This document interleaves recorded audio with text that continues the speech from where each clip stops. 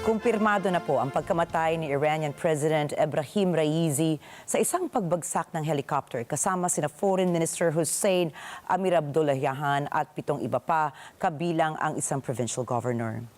Noong linggo, pagkatapos ng paglunsad ni President Raisi ng isang joint dam project kasama ang Azerbaijan, siya at iba pang mga kasama niya ay sumakay ng helicopter na nagkaroon ng hard landing sa heavy fog sa kanilang pagbalik.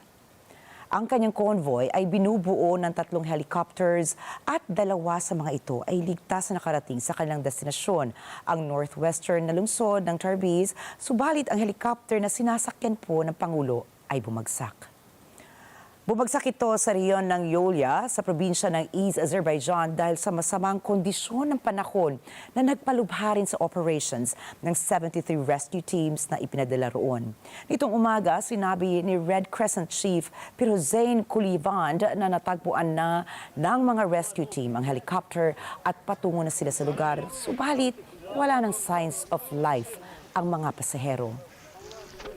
Makalipas ang ilang sandali, kinumpirma ng state media at ng Deputy President for Executive Affairs ng bansa na si Hossein Amir-Abdolayan at lahat ng iba pang sakay ng aircraft ay pumanaw na. این بخش خبری مشروع 31 اردیبهشت 1403 همراهی بفرمایید.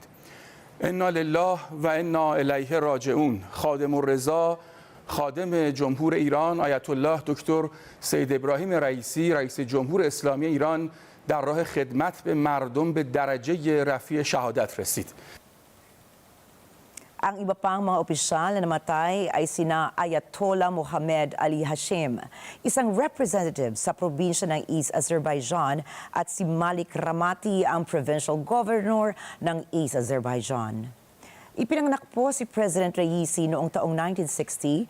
Nagtapos siya ng PhD sa law mula sa Shahid Motahari University at nagsimula ng kanyang karera bilang isang prosecutor noong unang bahagi ng 1980s.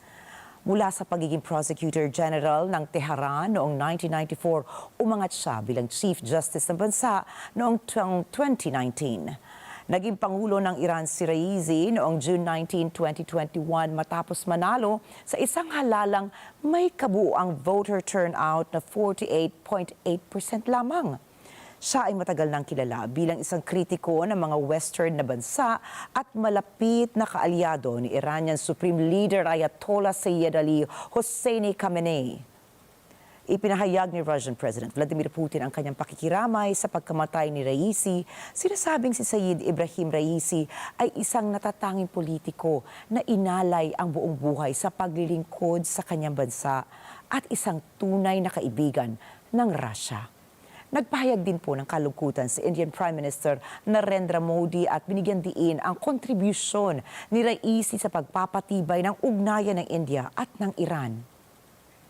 I want to say that it is a very sad day for the Islamic Ummah.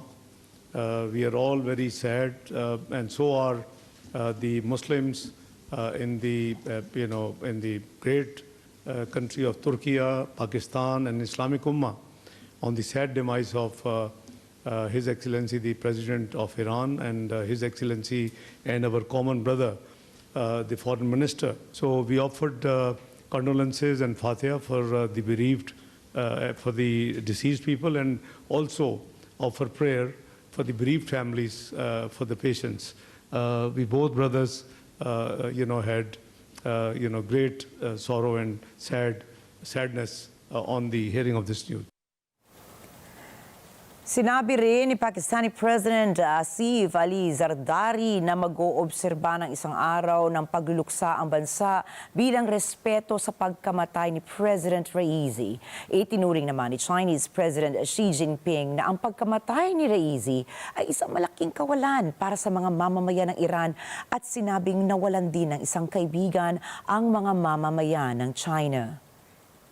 习近平主席指出，莱西总统就任以来， 为维护伊朗安全稳定、促进国家发展繁荣作出重要贡献，也为巩固和发展中伊全面战略伙伴关系作出积极努力。他的不幸遇难是伊朗人民的巨大损失，也使中国人民失去了一位好朋友。